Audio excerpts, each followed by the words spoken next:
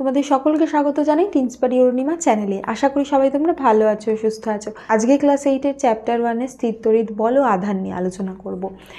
এই চ্যাপ্টারে যেটা নিয়ে প্রধান আলোচনা করা হয়েছে যে যখন দুটো বস্তুর ঘর্ষণ হয় তখন সেই বস্তুটার মধ্যে একটা স্থির তড়িৎ সৃষ্টি হচ্ছে সেই বস্তু দুটোর মধ্যে। কিন্তু এই তড়িৎ আধান দুটো ভিন্ন, মানে একটাতে ধনাত্মক আর একটাতে ঋণাত্মক। এবার এরা একে অন্যকে আকর্ষণ করছে, ঠিক আছে। এবার এইগুলোর ওপর নির্ভর করে বেশ কিছু সূত্র আছে এবং কোন বস্তু এবং মানে কোন দুটো বস্তুর মধ্যে ঘর্ষণ হলে কোনটাতে কি আধান তৈরি হয় এগুলো নিয়ে আলোচনা করব। তার সাথে কুলম্বের সূত্রও আছে। প্রথমেই দেখব যে এই যে স্থির তড়িৎ আধান কিভাবে তৈরি হয়। খুব সোজা একটা এক্সাম্পল দিচ্ছি, এটা মানে প্রচণ্ডভাবে দেখা যায়, বিশেষ করে মেয়েরা রিলেট করতে পারবে। সেটা হলো, ধরো এমন কোনো দিন যে তুমি শ্যাম্পু করেছো, যাদের বড় চুল তাদের ক্ষেত্রে আরও বেশি করে বোঝা যায়। শ্যাম্পু করেছো, চুল শুকনো অবস্থায় আছে। এবার ধরো তুমি শীতকালে সোয়েটার খুলছো, যখন এই চুলের সাথে সোয়েটারের একটা ফ্রিকশন হয় তখন কিন্তু খেয়াল করে দেখবে যে ওই সোয়েটারের দিকে চুলগুলো আকৃষ্ট হয় এবং কটকট করে খুব হালকা হলেও একটা আওয়াজ হয়। এটাই হলো স্থির তড়িতের একটা এক্সাম্পল। তার সাথে সাথে শীতকালে আরও একটা পরীক্ষা করতে পারো, সেটার মাধ্যমে বুঝতে পারবে স্থির তড়িৎ কী। সেটা হলো, ধরো শীতকালে তোমার চুল ড্রাই আছে, মানে তেল দেওয়া চুলে কিন্তু হবে না, চুলটাকে মানে শ্যাম্পু করা চুল, তেলবিহীন চুল হতে হবে, চিরুনিটা প্লাস্টিকের হতে হবে। তাহলে সেই শুকনো চুলে ভালো করে চিরুনিটা চালিয়ে নিয়ে যদি সামনে কিছু ধরো কাগজ কুচো করে রেখেছো, সে কুচো কাগজের সামনে যদি চিরুনিটা ধরো, দেখবে যে কাগজগুলো চিরুনির দিকে আকৃষ্ট হয়। এই পরীক্ষাটা মানে ছোটোবেলায় আমিও করেছি, তোমরাও করতে পারো। এটা সহজেই বোঝা যায় যে এর ভিতরে স্থির তড়িৎ উৎপন্ন হয়েছে। কিভাবে? তুমি যখন চিরুনিটা দিয়ে তোমার চুল আঁচড়াচ্ছ, চুল শুষ্ক আছে, সেই কারণে কি হয়, চুলের সাথে এই যে চিরুনির একটা ফ্রিকশন হচ্ছে, ঘর্ষণ হচ্ছে, তার ফলে তড়িৎ উৎপন্ন হচ্ছে।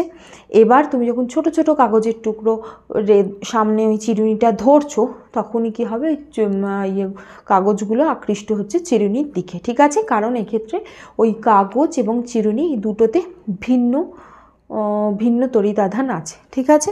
তাহলে কাকে বলছে? ঘর্ষণের ফলে কোনো বস্তুতে সৃষ্টি হওয়া যে তড়িৎ, সেটাকে ঘর্ষণজাত তড়িৎ বলছে। এবং ঘর্ষণের ফলে বস্তুতে যে সৃষ্ট অবস্থা, সেটাকে তড়িতাহিত অবস্থা বলছে। এই যে দুটো বস্তুর ঘর্ষণ হলো, তাতে একটাতে ধনাত্মক আধান তৈরি হয় আর একটাতে ঋণাত্মক আধান তৈরি হয়। আচ্ছা, অনেক সময় এটা হয় যে সম আধান, যখন একই আধান একে অন্যকে বিকর্ষণ করে এবং বিপরীত আধান পরস্পরকে আকর্ষণ করে। মানে ধরো একটা এক্সাম্পল তোমাদের বইতেই আছে, সেটা হলো, তুমি ধরো দুটো ফোলানো বেলুন নিয়েছো, তুমি একটা সোয়েটার পরে আছো, সেই সোয়েটারের ওপর বেলুন দুটোকে ঘষলে। এবার যখন একটা একটা বেলুন তোমার সোয়েটারের সামনে আনছো, সেটা আকৃষ্ট হচ্ছে, মানে 1 নম্বর বেলুনটা আকৃষ্ট হলো, দ্বিতীয় নম্বর বেলুনটা আকৃষ্ট হলো। এবার আবার তুমি যখন ধরো সোয়েটারের ওপর বেলুন দুটো ঘষলে, ঘষার পরে বেলুন দুটোকে একটার সাথে একটার সামনে আনছো, দেখবে যে এই বেলুন দুটো কী করছে, বিকর্ষণ করছে। তাহলে এক্ষেত্রে বোঝা যায় যে বেলুন দুটো মানে সম আধান পরস্পরকে বিকর্ষণ করছে, ঠিক আছে। এবার এই যে বলছি কোন বস্তুটা কোন বস্তুর সাথে ঘর্ষণে কোনটায় পজিটিভ উৎপন্ন হবে, কোনটায় নেগেটিভ উৎপন্ন হবে, এটার জন্য একটা স্থির তড়িতের চার্ট আছে একটা। সেই চার্টটা কিন্তু মুখস্থ করে রাখবে। অনেক সময় ছোট প্রশ্ন আসে। কীরকম ছোট প্রশ্ন আসে আমি বলছি। চার্টটা কি, 12টার একটা চার্ট আছে, এই যেমন নামগুলো আছে সেইভাবে পড়বে।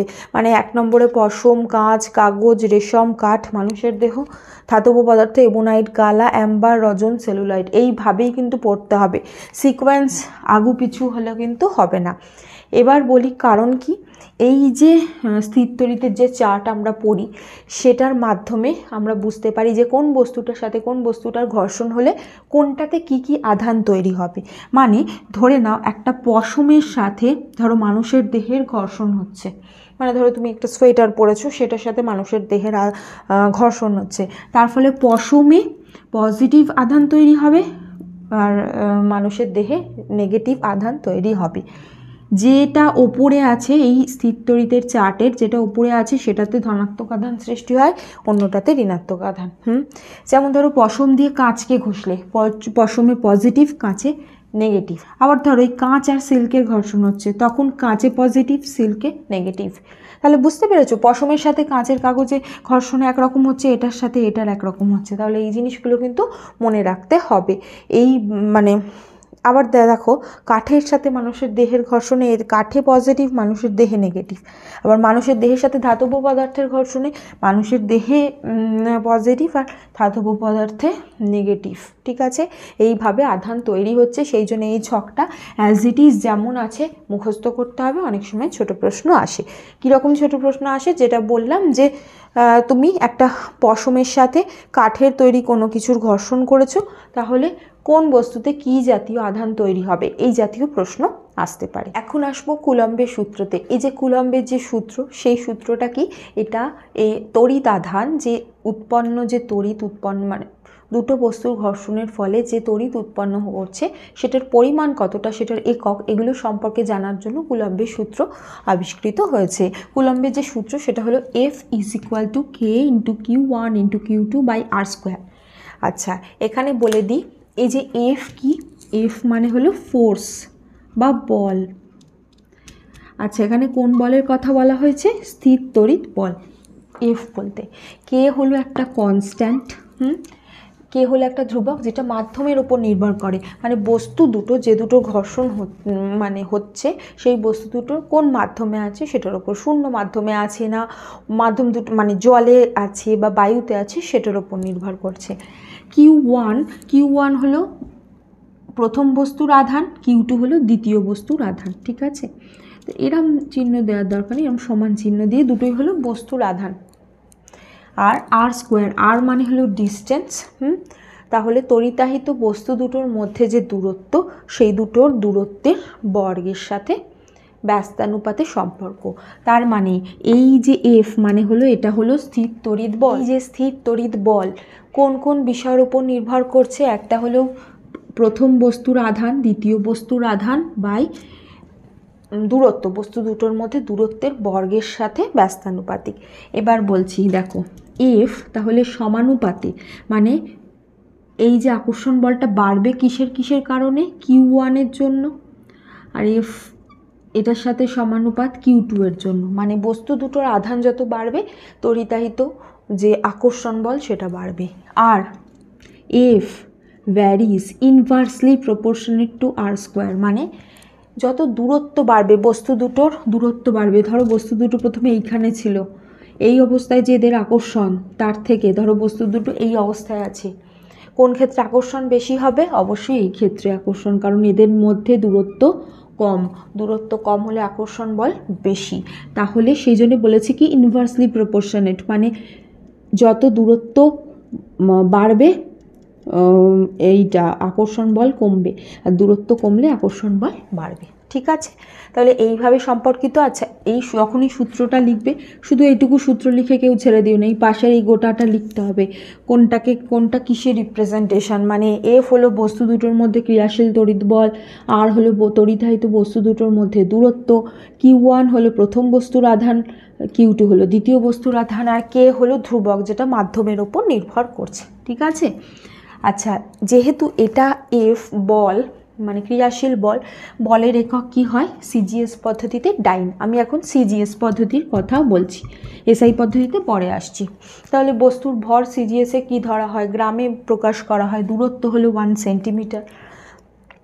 তাহলে Q1 Q2 মানে দুটো বস্তুর আধানের পরিমাপকে কী হিসাবে দেখানো হয়? সেটা হলো ESU বা স্ট্যাট কুলম্ব হিসাবে দেখানো হয়। তাহলে স্ট্যাট কুলম্ব কাকে বলে? যখন একই পরিমাণ আধানযুক্ত দুটো বিন্দু আকৃতির বস্তু দুটো কিন্তু অবশ্যই বিন্দু আকৃতির হতে হবে, বস্তুগুলোর আধানের পরিমাণ একই হতে হবে, সেম, মানে দুটোতেই যে আধান সেটা একই হতে হবে। তাহলে ওই বস্তু দুটোর মাঝে শূন্য স্থান থাকতে হবে এবং বস্তু দুটোকে 1 সেন্টিমিটার দূরে রাখলে বস্তু দুটোর মধ্যে যে বিকর্ষণ বল কাজ করবে সেই বিকর্ষণ বলটা হলো 1 ডাইন। ঠিক আছে, তাহলে এক্ষেত্রে বস্তু দুটোর যে প্রত্যেকটার আধান সেটাকে বলা হচ্ছে 1 ESU বা স্ট্যাট কুলম্ব। তাহলে এই সূত্র অনুযায়ী কিন্তু বলা হয়েছে, কি বলা হয়েছে আবার বলছি, ধরে নিচ্ছি যে এই বস্তু দুটোকে 1 সেন্টিমিটার দূরত্বে রাখা হয়েছে, তাদের মধ্যে কাজ করছে কি যে 1 ডাইন বল, এবং বস্তু দুটোর আধান কি একই পরিমাণ, এবং বস্তু দুটোকে শূন্য স্থানে রাখা হয়েছে। কে এর মান সেই জন্য কি হয়ে যাচ্ছে 1। CGS পদ্ধতিতে যখন বস্তুকে শূন্য স্থানে রাখা হয় সিজিএসে কে এর ভ্যালু হলো 1, ঠিক আছে। তখন এই যে বস্তু দুটোর যে আধান হচ্ছে সেটা হলো 1 ইএসইউ বা স্ট্যাট কুলম। ক্লিয়ার? এসআইতে কি হয়, এসআইতে এই যে কে এটার মান কিন্তু 1 হয় না, এটা সিজিএসে 1 ছিল, এসআইতে 1 নয়। এসআইতে এর ভ্যালু হলো 9, তার সাথে হলো তোমার newton metre square by coulomb square, ঠিক আছে। তাহলে এইটা হলো কুলম্বের ভ্যালু। এবার তোমরা বলবে এটা কোথা থেকে এলো, এই ফর্মুলাটা থেকেই এলো। আমি দেখিয়ে দিচ্ছি কিভাবে। ধর F is equal to K into Q1 into Q2 by r square. এবার আমরা বের করতে চাইছি বাঁদিকে রাখছি কাকে, কে এই জিনিসটাকে। তাহলে দুপাশের মানে দুপাশে ইকুয়েশনের দুপাশে কাজ করব, সেটা হলো এফ ইন্টু আর স্কোয়ার, এটার সাথে এটা গুণ করে দিলাম, কে ইন্টু Q1 ইন্টু Q2। আবার যদি বা দিয়ে লিখি এখানে বা, দুটো পাশ সেমই, তাহলে এরকম ঘুরিয়ে লিখছি কে ইন্টু Q1 ইন্টু Q2 সমান সমান এফ ইন্টু আর স্কোয়ার।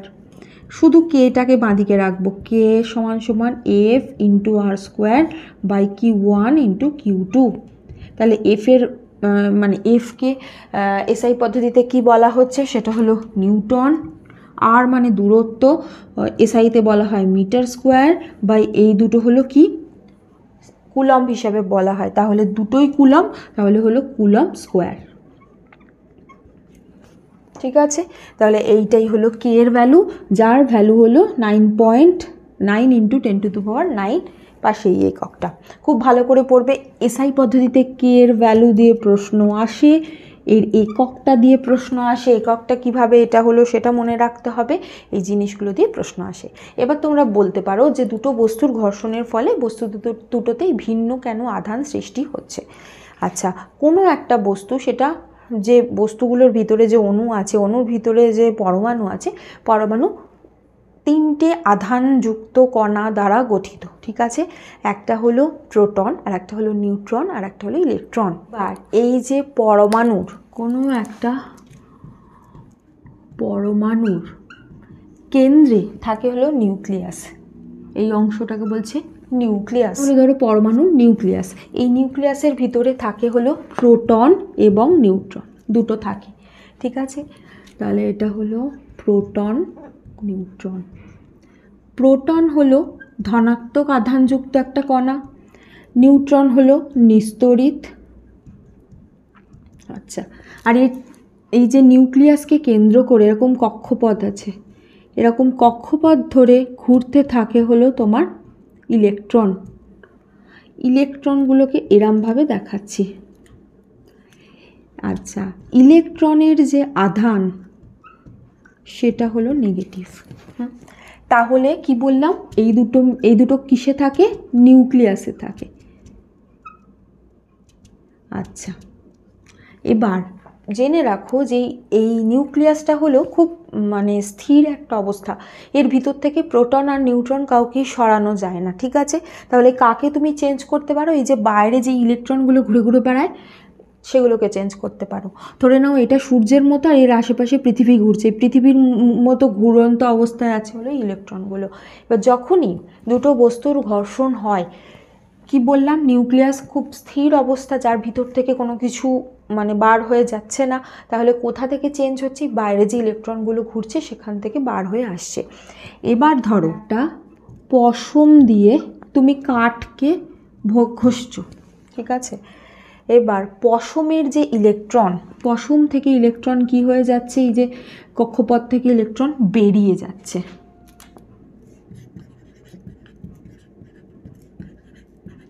আর এই যে কাঠে গিয়ে সেই ইলেকট্রনটা ঢুকে যাচ্ছে। তাহলে এখানে ইলেকট্রন বেরিয়ে যাচ্ছে, আর কাঠে গিয়ে ইলেকট্রন সেই ইলেকট্রনটাই ঢুকে যাচ্ছে। এবার দেখো কি বললাম, প্রোটনের আধান কি ছিল, পজিটিভ, নিউট্রনের আধান নিস্তড়িত। তাহলে নিউক্লিয়াসের আধান কি, পজিটিভ, আর তার চারপাশে ইলেকট্রন আছে নেগেটিভ। এবার ধরো পশম থেকে একটা ইলেকট্রন বেরিয়ে গেল, এই জায়গায় বলে দিই যে কোষের ভিতরে যতগুলো প্রোটন থাকে ততগুলোই বাইরে ইলেকট্রন থাকে, মানে প্রোটন সংখ্যা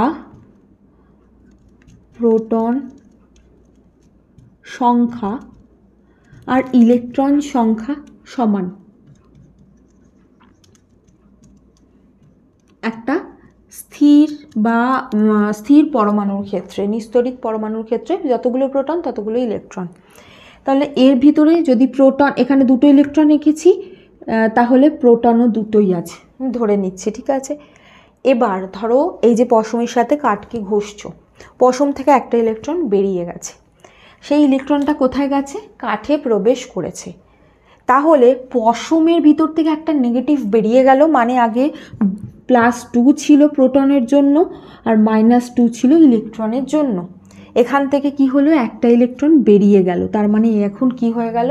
-1 +2 -1। তাহলে এ এখন কি আধানগ্রস্ত? এ হলো ধনাত্মক, এ এখন ধনাত্মক আধান হয়ে গেছে। আর ধরে নিচ্ছি কাঠের ক্ষেত্রেও ধরে নিচ্ছি +2 প্রোটন ছিল আর 2 ইলেকট্রনই ছিল, এবং নিস্তড়িত অবস্থাতে ছিল। কিন্তু এই যে ইলেকট্রনটা বেরিয়ে গেছে, এটা গিয়ে এই ইলেকট্রনটা এখানে গিয়ে অ্যাড হয়ে গেছে, তার মানে এখন কি হয়ে গেছে? এখানে ইলেকট্রনের যে আধান সেটা বেশি হয়ে গেছে। তাহলে এ এখন কি হয়ে গেছে? কাঠ এখন ঋণাত্মক হয়ে গেছে। বোঝাতে পারলাম? আচ্ছা, এখানে মানে বুঝতে পেরেছো, -2 ছিল আগের ইলেকট্রন, একটা -1 আবার মানে একটা ইলেকট্রন যোগ হয়েছে, প্লাস মাইনাসে মাইনাস, সেই জন্য -3 হয়েছে, ঠিক আছে। এবার তাহলে কি হলো? যে পশম থেকে ইলেকট্রন বেরিয়ে যাচ্ছে, সেই ইলেকট্রনটাই কাঠে চলে যাচ্ছে, কাঠ গ্রহণ করে নিচ্ছে, এ ধনাত্মক হয়ে যাচ্ছে, এ ঋণাত্মক হয়ে যাচ্ছে। ধনাত্মক কিভাবে হচ্ছে? আগে থেকেই ওর ভিতরে, নিউক্লিয়াসের ভিতরে কি আছে? প্রোটন আছে। প্রোটনকে কিন্তু কোনোভাবে সরানো যাচ্ছে না, যেই ইলেকট্রন বেরিয়ে যাচ্ছে প্রোটনের আধান বেশি হয়ে যাচ্ছে ইলেকট্রনের থেকে, তাই এটা পজিটিভ হয়ে যাচ্ছে। আর এদিকে কি হচ্ছে? এদিকে ধরো এর আগে থেকেই আধান ছিল, ইলেকট্রনটা গিয়ে অ্যাড হয়ে যাচ্ছে, তাহলে ইলেকট্রনের সংখ্যা বেশি হয়ে যাচ্ছে, তাহলে নেগেটিভ আধান বেশি হয়ে যাচ্ছে, সেই জন্য এটা ঋণাত্মক হয়ে যাচ্ছে। বোঝাতে পারলাম? ঠিক এইভাবে কাজ করছে হলো মানে স্থির তড়িৎ, এবং তার ফলেই কিন্তু এই দুটো বস্তুর ঘর্ষণের ফলে একটাতে ধনাত্মক আধান আর একটাতে ঋণাত্মক আধান সৃষ্টি হচ্ছে। আরও একটা জিনিস যেটা ছোট একটা টপিক, সেটা হলো তড়িৎ আবেশ। সেটা কি? ধরো এই পরীক্ষাটা তোমরা করেছো, যেই শুকনো চুলে চিরুনি দিয়ে আঁচড়ালে, তারপর চিরুনিতে আধান এলো, সেটা দিয়ে ছোট ছোট কাগজের সামনে গিয়ে ধরলে কাগজগুলো আকৃষ্ট হলো। এবার তোমরা বলতে পারো এই কাগজগুলোতেও মানে কাগজগুলোর তো তড়িতের কিছু হয়নি, এগুলো নিস্তড়িত অবস্থায় রয়েছে, তাহলে সেগুলো কেন আকৃষ্ট হচ্ছে? তার কারণ হলো চিরুনিতে আধান উৎপন্ন হচ্ছে। এবার এই চিরুনিটা যখন গিয়ে এই যে নিস্তড়িত কাগজের সামনে ধরছো, সেক্ষেত্রে কি হয়? কাগজের যে মানে কাগজের যেই অংশের সামনে তুমি এই আধানগ্রস্ত বস্তুটাকে ধরছো, সেই অংশে বিপরীত আধানগুলো যুক্ত মানে এসে জমা হয়ে যাচ্ছে। যেমন ধরো এইটা ছিল কাগজের টুকরো, বড় করে আঁকছি, আর এটা ধরো তুমি চিরুনিটাকে কাছে নিয়ে এসছো, ধরে নিচ্ছি চিরুনিটা হলো ঋণাত্মক আধানগ্রস্ত। এবার যেই কাগজগুলো সামনে নিয়ে এলে, কাগজটায় ধরো এরকম পজিটিভ নেগেটিভ এরমভাবে ছিল, যেই এটাকে কাছে নিয়ে এসছো না, পজিটিভগুলো সব এক পাশে চলে এলো, নেগেটিভগুলো সব অন্য প্রান্তে চলে গেল। এবার এই পজিটিভ আর এই নেগেটিভ আর এই পজিটিভ আকর্ষণ করবে, সেই জন্য কাগজগুলো হালকা লাফিয়ে উঠবে। বোঝাতে পারলাম? এই জিনিসটাকে বলছে তড়িৎ আবেশ। এই জিনিসটাই ঘটে এই পরীক্ষাটার মাধ্যমে। আশা করি বুঝতে পেরেছো। এই চ্যাপ্টার থেকে কিন্তু কুলাম্বের সূত্র থেকে প্রশ্ন আসে, এই যে কে, যেটা এই তড়িৎ মানে স্থির তড়িতের যে ধ্রুবক, সেটা দিয়ে প্রশ্ন আসে। অনেক সময় কে এই জিনিসটার একক লিখতে দেয়, তারপর তড়িৎ আবেশ, তারপর ধরো এই ঋণাত্মক আধান, ধনাত্মক আধান, কিভাবে আধান তৈরি হচ্ছে, এই জিনিসগুলো খুব ভালো করে পড়বে। বারবার প্রশ্ন আসে, খুব গুরুত্বপূর্ণ এই অংশটা। যদি কোনো প্রশ্ন থাকে জিজ্ঞাসা করতে পারো। তোমরা এই ভিডিওটাকে লাইক করো, শেয়ার করো আর সাবস্ক্রাইব করে আমার পাশে থেকো। Thank you.